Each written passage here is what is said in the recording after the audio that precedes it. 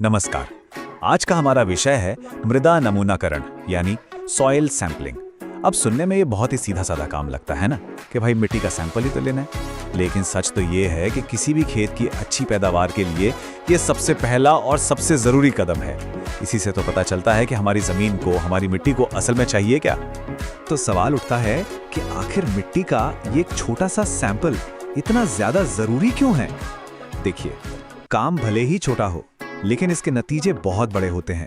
अगर ये काम सही ढंग से नहीं हुआ ना तो समझ लीजिए कि महीनों की मेहनत और पैसा दोनों पर पानी फिर सकता है। और जो बात सबसे ज्यादा चौंकाने वाली है वो है इसका स्केल। सोचिए जरा, लैब में जांच के लिए मुश्किल से 10 ग्राम मिट्टी का इस्तेमाल होता है, सिर्फ 10 ग्राम। और इस नन्हे से सैंपल को पूरे 1 हेक्टेयर खेत मतलब करीब 20 लाख किलो मिट्टी की सही कहानी बतानी होती है। अब आप खुद सोचिए, अगर ये छोटा सा सैंपल लेने में जरा सी भी गड़बड़ हो गई तो खाद की जो सलाह मिलेगी वो कितनी ज्यादा गलत हो सकती है। और देखिए, ये बात सिर्फ हवा में नहीं कही जा रही। भारत सरकार का कृषि मंत्रालय खुद इस बात को मानता है।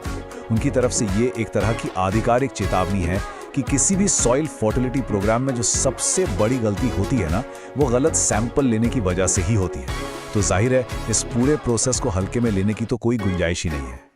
तो चलिए इस पूरी प्रक्रिया को 5 आसान हिस्सों में समझते हैं। सबसे पहले देखेंगे कि सैंपलिंग जरूरी क्यों है, फिर बात करेंगे जरूरी टूल्स और खेत की तैयारी की।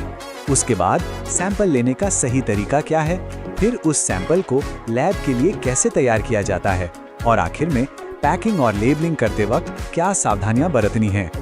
तो शुरू करते हैं पहले हिस्से से, समझते हैं कि आखिर ये नमूना लेना इतना जरूरी है ही क्यों। देखिए, हमारा मकसद बिल्कुल साफ है।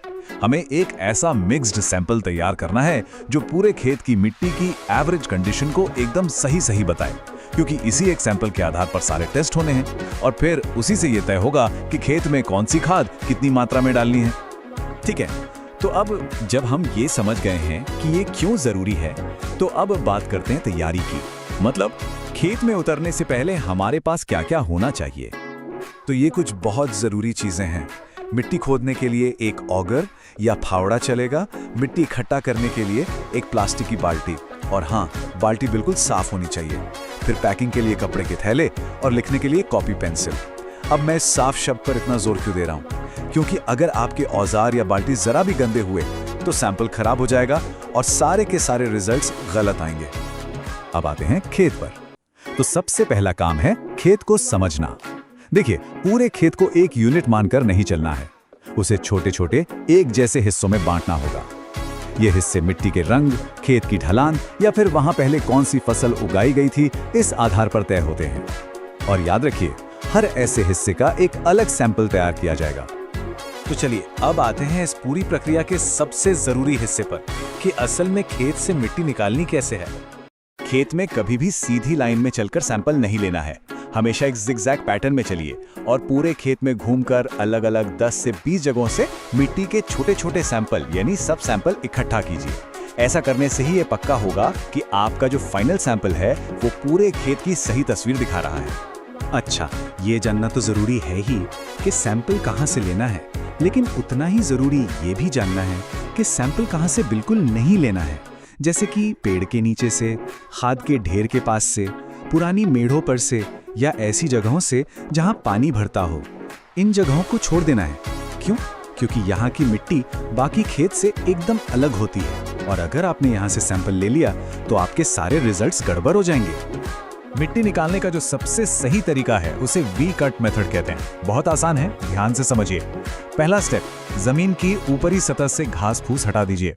दूसरा, फावड़े से लगभग 15 सेंटीमीटर गहरा वी शेप का एक गड्ढा बनाइए। तीसरा, अब गड्ढे की किसी एक तरफ की दीवार से ऊपर से नीचे तक एक बराबर करीब 1.5 से 2 सेंटीमीटर मोटी परत काट लीजिए। और चौथा स्टेप, इस कटी हुई परत को उठाकर अपनी साफ बाल्टी में डाल दीजिए। और ये वी कट मेथड इतना जरूरी पता है क्यों है?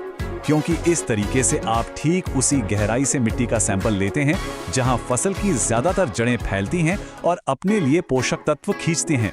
ये मिट्टी की सबसे काम की परत होती है। तो अब तक हमने खेत के अलग अलग हिस्सों से मिट्टी लेकर बाल्टी में इकट्ठा कर ली है। अब बाल्टी में तो काफी सारी मिट्टी हो गई।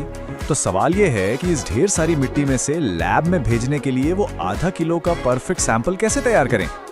इस तरीके को कहते हैं क्वार्टरिंग।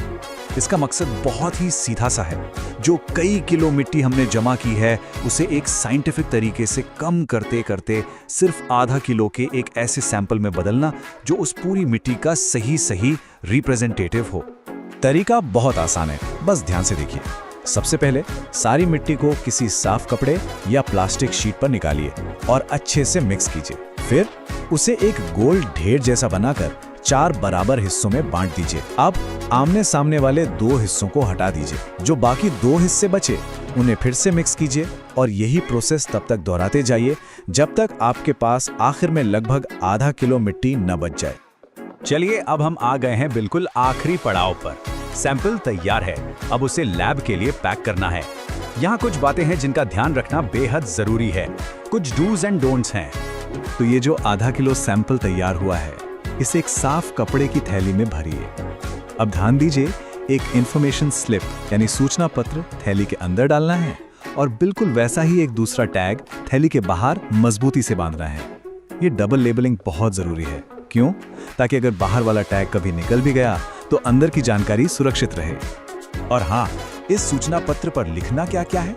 इस पर किसान का नाम और पूरा पता होना चाहिए, खेत का कोई पहचान नंबर या नाम, सैंपल लेने की तारीख, खेत में पिछली कौन सी फसल थी और आगे कौन सी लगाने वाले हैं और मिट्टी किस तरह की है, ये जानकारी जरूर दें। और आखिर में कुछ बहुत ही जरूरी बातें जो हमेशा याद रखनी है। सैंपल पैक करने के लिए कभी भी खाद या डिटर्जेंट की पुरानी बोरियों या बाल्टियों का इस्तेमाल ना करें, वो सैंपल को खराब कर देंगी। लिखने के लिए हमेशा कॉपी पेंसिल यूज करें, स्याही अक्सर फैल जाती है। सैंपल को कभी भी सीधी धूप में ना सुखाएं, हमेशा छांव में सुखाएं। और जैसा हमने पहले भी कहा, अपने सारे औजार हमेशा अच्छी तरह साफ रखें। तो चलिए एक फाइनल चेकलिस्ट देख लेते हैं। क्या खेत को सही हिस्सों में बांटा गया? क्या औजार बिल्कुल साफ थे? क्या वी कट मेथड से सही गहराई से मिट्टी ली गई? क्या 10 से 20 जगहों से सैंपल लिए गए? क्या क्वार्टरिंग का तरीका सही से अपनाया गया? और सबसे जरूरी, क्या डबल लेबलिंग की गई? अगर इन सब का जवाब हाँ है तो आपका सैंपल बिल्कुल तैयार है। तो आखिर में बस ये याद रखिए कि ये सारी मेहनत क्यों हो रही है, क्योंकि एक सही सैंपल का मतलब है सही रिजल्ट, और सही रिजल्ट का मतलब है सही सलाह, बेहतर फसल और ज्यादा मुनाफा। ये एक बहुत ही सीधा और पावरफुल इक्वेशन है। अपनी मिट्टी को जानिए और अपनी पैदावार को बढ़ाइए।